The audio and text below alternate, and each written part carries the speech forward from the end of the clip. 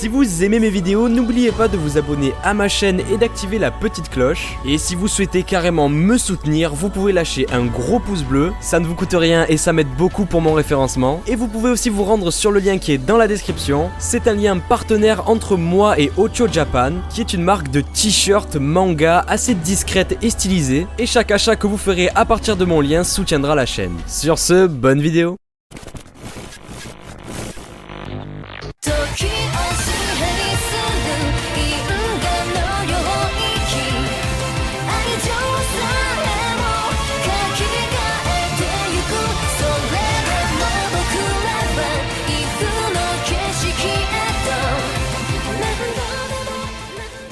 Bonjour à tous et à toutes, ici Denoz. Avant que la vidéo commence, j'aimerais vous donner les résultats du concours pour la figurine de Shinon. J'ai donc fait un tirage au sort parmi vos commentaires, et le gagnant n'est autre que Plenty Okuno. Bravo à toi, je te laisse me contacter sur Twitter et je t'enverrai la figurine. Voilà, c'était tout pour les résultats, j'espère que vous n'êtes pas trop déçus, mais surtout ne vous inquiétez pas, je vais refaire plein d'autres concours vu que ça vous plaît. Mais sur ce, laissons place au sujet du jour. S'il y a bien un aspect dans les animés qui a une grande chance de marquer les spectateurs, ce sont les openings. Les openings sont chargés d'attirer l'attention du spectateur, et certains d'entre eux sont carrément devenus cultes et ont permis à leurs animés d'être très populaires. Quand je parle d'opening culte, je pense par exemple à...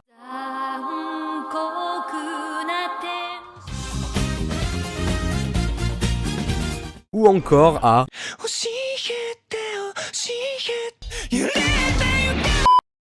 Les openings jouent donc une part importante dans l'animé et en plus de ça, il y en a vraiment pour tous les goûts. Certains qui donnent la pêche ou d'autres plus calmes et mélancoliques. Quand je parle d'opening, je parle aussi bien de la partie audio et musicale que de la partie visuelle, même si on aura plutôt tendance à se rappeler de la musique, on va pas se le cacher. En général, un opening cherche à résumer ce que le spectateur va voir dans l'animé. Il a un rôle de vitrine pour donner envie de voir la suite de la série. Cependant, même si la plupart du temps les openings se rattachent bien à leurs animés, comme on va le voir dans cette vidéo, certains n'ont carrément aucun rapport. Si vous regardez les openings de cette vidéo sans avoir vu leurs animés, vous allez être choqué par la vraie nature de ces derniers. Que ce soit au niveau visuel ou auditif, les 3 openings dont je vais vous parler aujourd'hui vous mentent complètement sur leurs animés.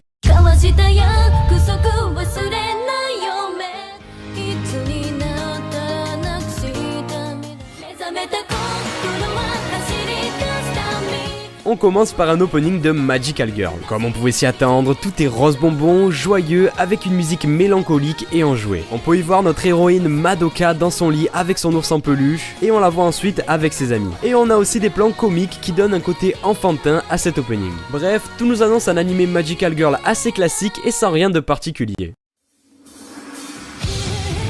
En réalité, l'animé est l'exact opposé de son opening. Quand on sait que c'est Urobuchi Gen qui est chargé du scénario de cet animé, sachant qu'il a participé à des animés comme Fate Zero et Psycho Pass, on se doute bien que ce Magical Girl va être assez spécial. Pourtant, l'histoire commence de manière classique. On suit Madoka, le personnage principal, qui est une lycéenne avec une vie banale et qui va rencontrer une petite créature qui va lui proposer un contrat pour devenir Magical Girl. Je vais manger ton âme.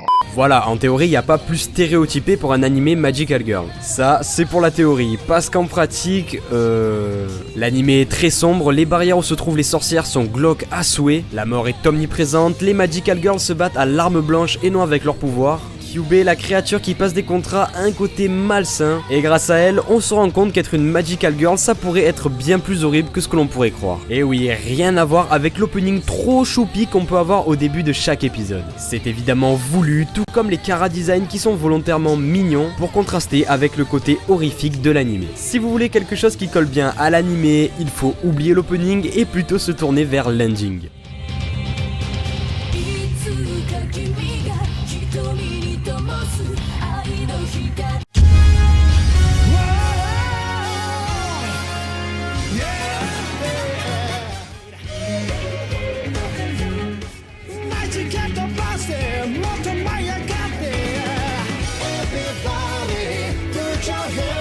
Un opening où tout le monde danse avec une musique rythmée qui donne envie de bouger et de se lever. À chaque visionnage de l'opening de Desperate, on est toujours tenté de le chanter tellement il respire la bonne humeur. Les personnages se balancent sur des lianes, dansent sur des bornes d'arcade, ils sont tout simplement heureux et ont le sourire aux lèvres. Une nouvelle fois, l'opening semble nous annoncer un animé avec une ambiance assez cool où tout le monde semble passer un bon moment.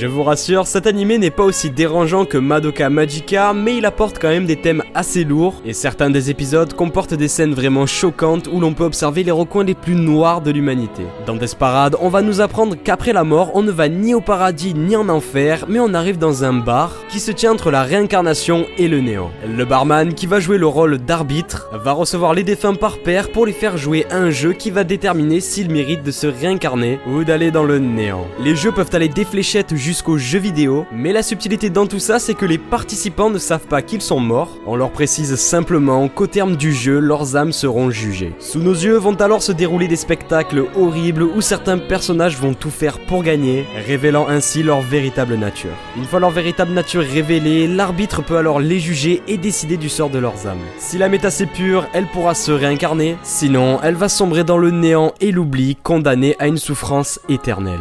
L'opening mouvementé et joyeux de Desperate cachait en réalité une œuvre bien plus sérieuse et psychologique.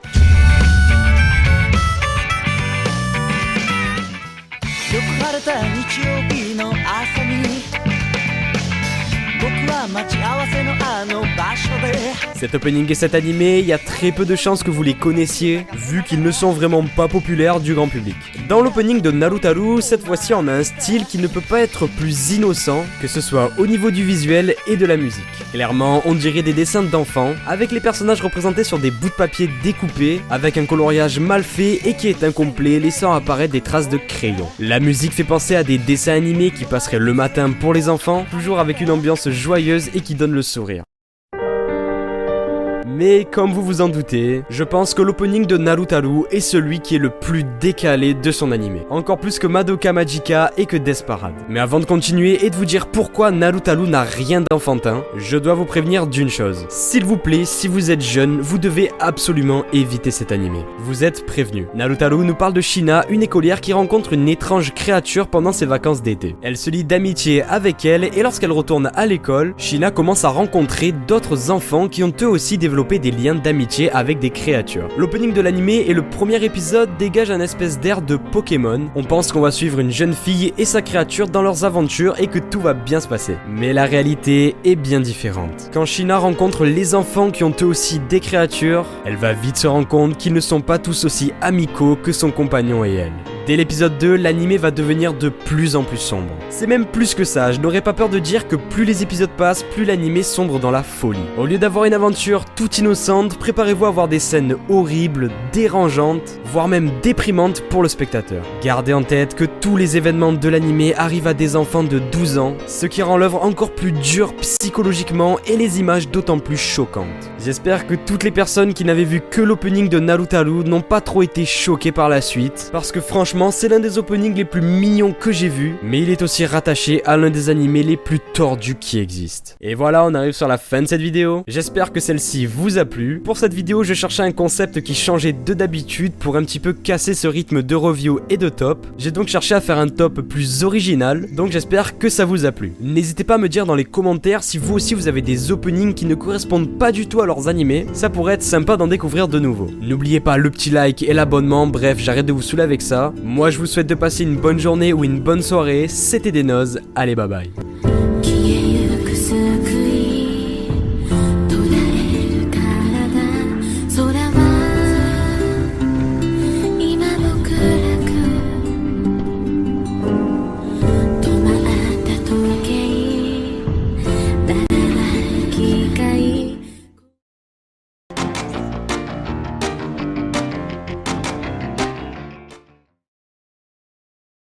C'est quoi la musique au début de la vidéo? La musique au début de la vidéo, elle est dans la description.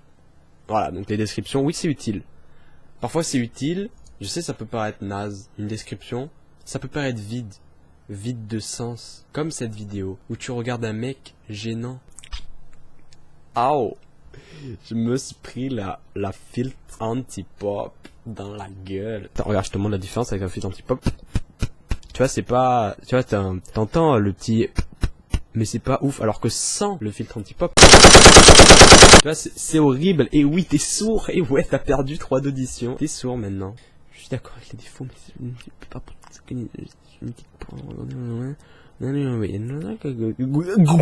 Darling in the Franxx n'a rien à lui envier. À Evangelion.